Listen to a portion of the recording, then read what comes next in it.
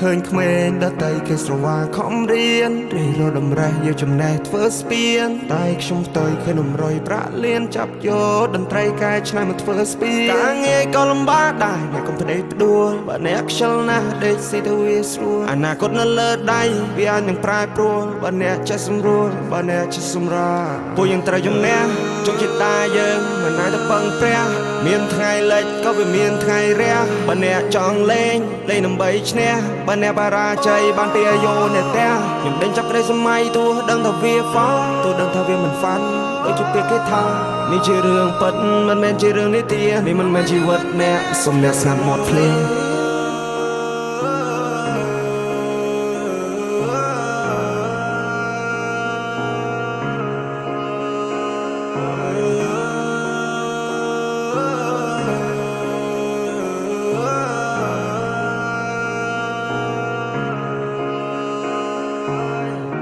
ទីកន្លែងដែលមិនធ្លាប់មកត្រូវផ្ដើមសារថ្មីក៏មិនຕົកសោកអោបមហិច្ឆតាតាំងពីផ្ទះមកសច្ចាខ្លួនអញបានដួលក្រោកចិត្តធំចេញក្រៅតែនៅមេឃក្តៅចង់ដើរផ្សងព្រេងក៏មកជីវិតបោកបៀមទុកយ៉ាងណាក៏នៅតែទ្រាំព្រោះចិត្តចង់រកលុយតាំងពីក្មេងទឹកភ្នែកស្រកចោះអាណិតខ្លួនឯង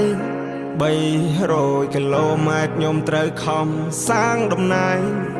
ដល់ដីថ្មីគ្មានអ្នកគេស្គាល់ត្រូវកសាងគេឈ្មោះចាំងចែងលើលោកនេះមិនមែនលំបាកតែឯងលទ្ធផលនឹងតបស្នងស្ដាយស្ដាយបើសិនជាអ្នកខំប្រឹងឈរជើងឲ្យមាននំណឹងមួយច្បាស់ដូចក្តឹងភាពក្រលំបាកខ្ញុំហឹងជីវិតគ្មាន control អាល់យើងជាម្ចាស់កប៉ាល់ខ្ញុំប្រាសំលេងវាយភ្លេងដូចជាអ្នកបដាល់គ្មានឧបសគ្គណាអាចធ្វើឲ្យខ្ញុំចាល់ជីវិតនេះខ្ញុំរលេងបលលេងដូចជាបាល់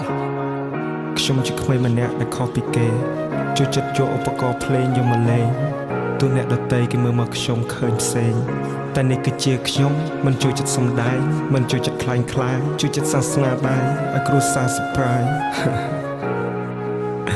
នេះជាការពិតខ្ញុំមិនដោះស្លាប់តែខ្ញុំនឹងហោះឲ្យបានឆ្ងាយមានគេសើចមានគេយំព្រោះជីវិតខ្ញុំទុកនៅលើដៃរបស់ខ្ញុំជាអ្នកអមជើងរបស់ខ្ញុំចង់ដើរស្រេចតែខ្ញុំគ្រួសារគ្មានលុយដុំតែខ្ញុំអ្នកបង្កើតលុយដោយខ្លួនឯងម៉ាក់ប៉ាខ្ញុំបង្រៀនកូនឲ្យប្រឹងប្រែងជីវិតខ្លួនឯងកុំពឹងលើអ្នកដទៃប្រយ័ត្នណាពាក្យសម្ដីនិយាយច្រើនវាគ្មានន័យ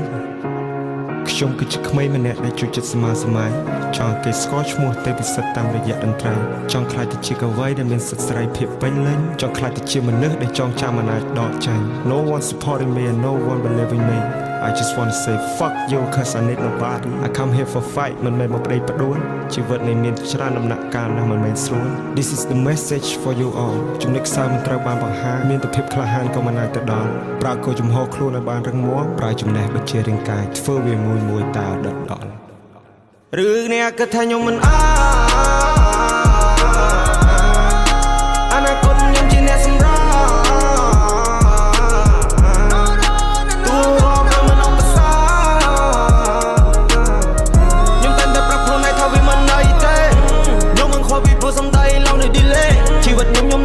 មិនមែនសម្រេចលើមាត់គេហៅខ្ញុំមកក្មេងលេខ1ណាបតខ្ញុំអត់ថប់ឃើញទេពេលនេះខ្ញុំស៊ីដេកលេងព្រួយខ្ញុំចាប់បិទមាត់ពូននេះសោះណា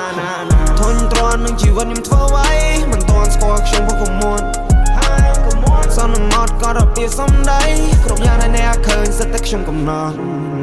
គេហៅខ្ញុំមកក្មេងលេខ1ណាបតខ្ញុំអត់ថប់ពេលនេះខ្ញុំស៊ីដេកលេងព្រួយខ្ញុំចាប់បិទមាត់ពូននេះសោះធុញទ្រាន់នឹងជីវិតខ្ញុំធ្វើអ្វីមិនទាន់ស្គាល់ខ្ញុំផងកុំមួនសន្មត់ក៏របៀបសំដីគ្រប់យ៉ាងដែលអ្នកឃើញសិតតែខ្ញុំកំណត់